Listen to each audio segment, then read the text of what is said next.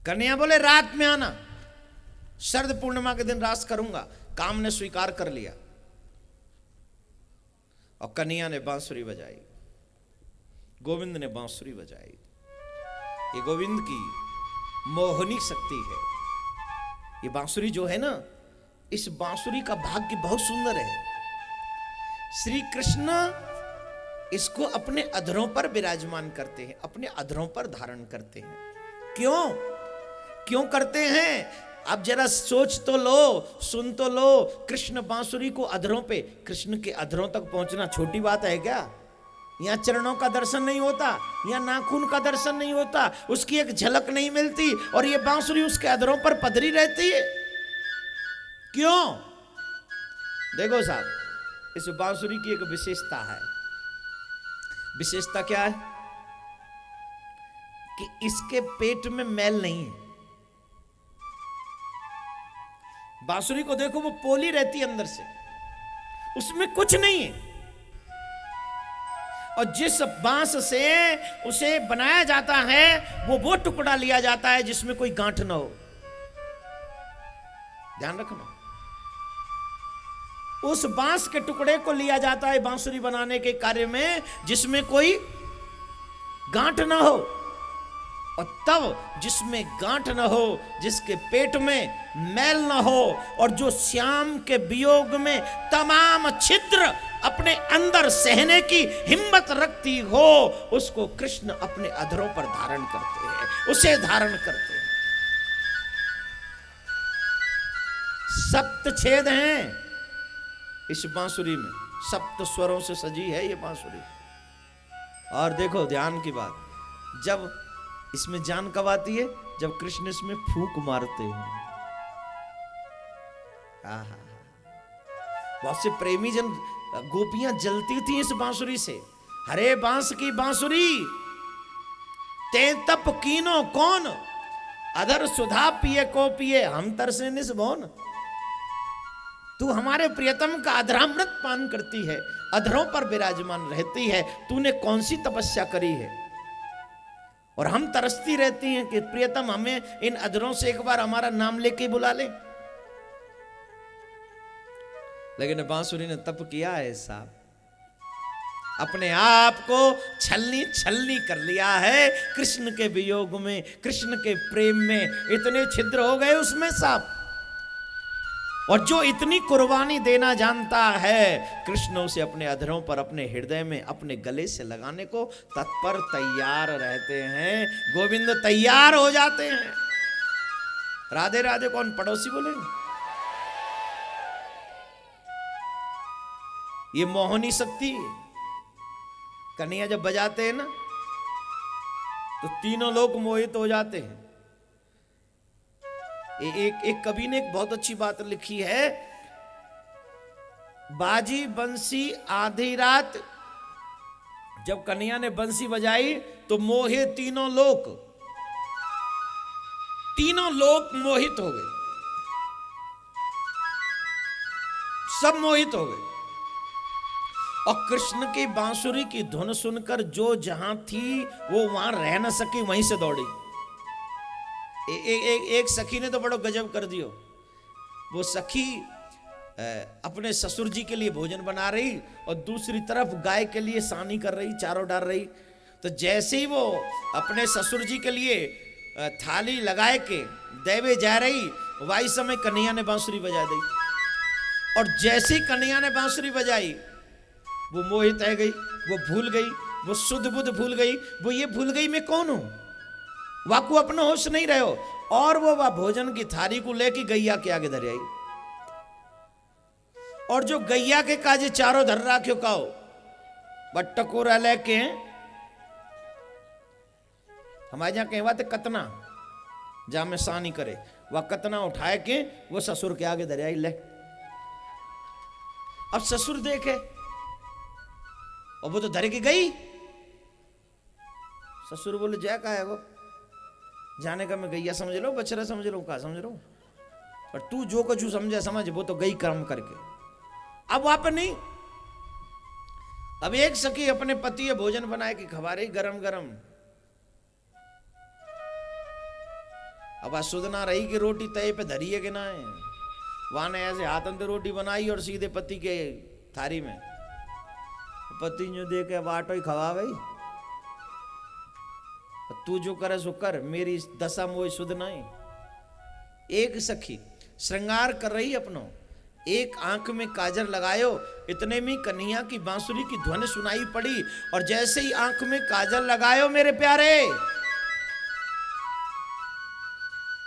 भूल गई अपनी सुध बुध, और एक आंख में काजल लगाने के बाद बचा हुआ काजल अपने अधरों से लगा लिया उसने। एक ने लाली पूरे लगा ली माथे पे, किसी ने उल्टे वस्त्र पहन लिए, और रात्रि के समय कोई घर में रह न सकी। जिसने सुना वो श्रीधाम वृंदावन में दौड़ पड़ी, कृष्ण से मिलने के लिए दौड़ पड़ी, कृष्ण से मिलने की इच्छा लेके दौड़ पड़ी। अब सुनो, एक बात पूछूंगा, आप अगर अपने प्रियतम से मिलने जाएं, मीन्स अपने प्रेमी से मिलने जाएं, लड़कियां या फिर लड़के अपनी उनसे मिलने जाएं, तो क्या वो ऐसे जा सकते हैं जैसे मैंने अभी वर्णन किया है? पूरा सेटअप करना पड़ता है। उनको कौन से कलर के कपड़े अच्छे लगते हैं, उन्हें कौन सा परफ्यूम सूट करता है, हाँ या ना? अब आप मुझ पे डाउट मत करना, मैं परफ्यूम लगाता ही नहीं हूं, और मैं जो वस्त्र पहनता हूं तो सिर्फ यहीं पहनता हूं, बाकी के तो ऐसे ही हूं। सब देखते हैं मेरे को, मैं जिनके पास में रह रहा हूं, क्यों कहाँ गए भैया? मैं कभी देखता हूं ऐसा कुछ आपने देखा मुझे? ऐसे मिलूंगा, जब कथा में आता हूं तब ठीक बनूंगा। क्यों? कि वो यहाँ सामरे की बात है, वहां दुनिया की बात है। दुनिया के लिए तो क्या करना है, कुछ नहीं करना है। लेकिन मैं ये कह रहा हूं, क्यों दुनिया के लिए हम जब मिलने जाते हैं तो पूरी प्रिपरेशन करना पड़ता है, पूरी तैयारी करनी पड़ती। क्यों?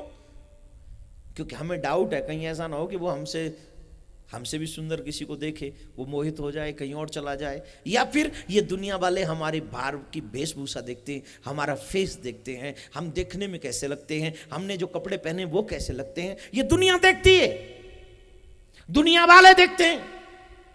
लेकिन मेरा कन्हैया न तो तेरा फेस देखता है, न तेरा फेस देखता है। मेरा कन्हैया तेरे फेस के अंदर जो तेरा मन है, तेरा हार्ट है, वो देखता है। चाहे तूने काजल अधरों पे लगाया है, चाहे तूने वस्त्र उल्टे पहने हैं, चाहे तेरा श्रृंगार उल्टा हो रखा है, उससे कोई फर्क नहीं पड़ता। सच तो यह है कि तू आखिर मोहित होकर तो मेरी बांसुरी की धुन को सुनकर आई है, इसलिए तेरा मन मेरा है, और जब तेरा मन मेरा है तो तू मेरी है, तू मेरा है। गोविंद ने स्वीकार किया, स्वागत किया, स्वागतम्बो महाभागा, महाभागा स्वागतम्बो। देखो, योग योगेश्वर कृष्ण गोपियों का स्वागत कैसे कर रहे हैं? हे महाभागाओ। भागवत में महाभाग शब्द का बहुत कम प्रयोग हुआ है, बहुत कम, रेयर। अम्बरीश राजा के लिए सप्तदीपोवती मही अम्बरीशो महाभाग, अम्बरीश राजा के लिए प्रयोग किया गया। और यहां ऐसे तपस्वी राजा के बाद इन गोपियों के साथ महाभाग शब्द, और वहां तो सुखदेव जी ने कहा है, यहां स्वयं भगवान ने कहा है। स्वयं श्री कृष्ण गोपियों से कह रहे हैं, हे महाभागाओ, तुम्हारो स्वागत है। महाभागा किसको कहेंगे?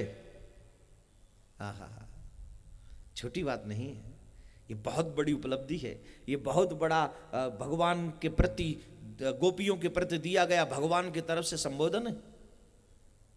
महाभागा, संपूर्ण समर्पित हो जाने वाली ब्रज की गोपियों, हर वस्तु में मुझे ही देखने वाली ब्रज की गोपियों, मेरे सिवा किसी को न पहचानने वाली ब्रज की गोपियों, अहरनिश मुझ में ही अपना चित्त लगाने वाली हे महाभाग ब्रज की गोपियों, मैं तुम्हारा स्वागत करता हूं। तुम्हारे घर वालों ने आज तक तुमसे महाभागा कहा है? बोलो। जिंदगी बीत गई इनके काज रोटी बेलते बेलते। माता गलत तो नहीं कह रहा हूं? बोलो। फिर भी इनके मुंह से फूटरे को ये नहीं निकलता, आप बहुत अच्छी हैं, आपने भोजन बहुत अच्छा बनाया है, इतना कह दे समझते हमारा अपमान हो जाएगा, बोलना नहीं, चुप रहो। फिर भी बेचारी देवियां पूछती हैं, आज भोजन कैसा बना है? पति थोड़ा क्या विशेष, रोज जैसे बनते वैसे ही। एक दिन मेरे को लगता है देवियों को हाथ में बेलन पकड़ा देना, तू बना के दिखा, चल जैसा रोज बनता है ना, तू आज बना के दिखा। नहीं बनेगा ना, फिर भी कभी तारीफ नहीं करेगा। लेकिन मैंने कई पतियों को देखा है, वो हमेशा अपनी पत्नी की प्रशंसा करते रहते हैं, हमारी ये बहुत अच्छी हैं, हमारी। वो तो पत्नी कोई मोती दान करके आती है, जिनको ऐसा पति मिलता है बेचारे हैं।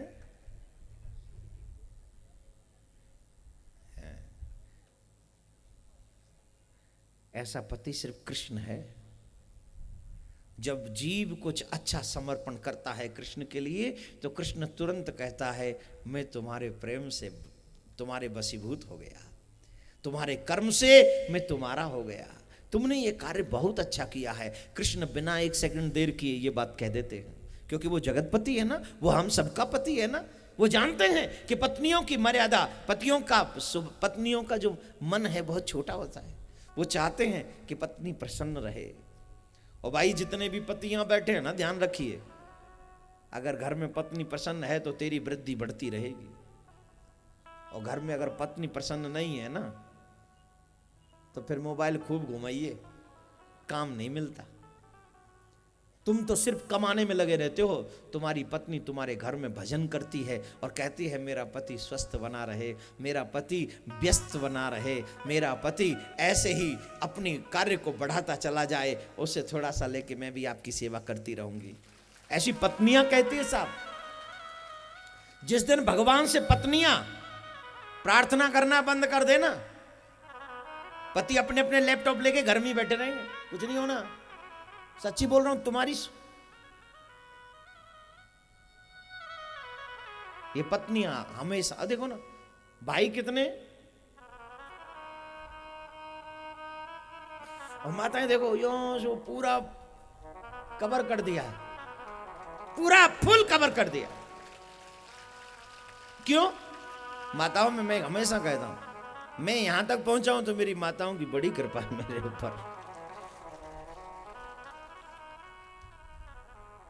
बस थोड़ा बनाए रखिएगा।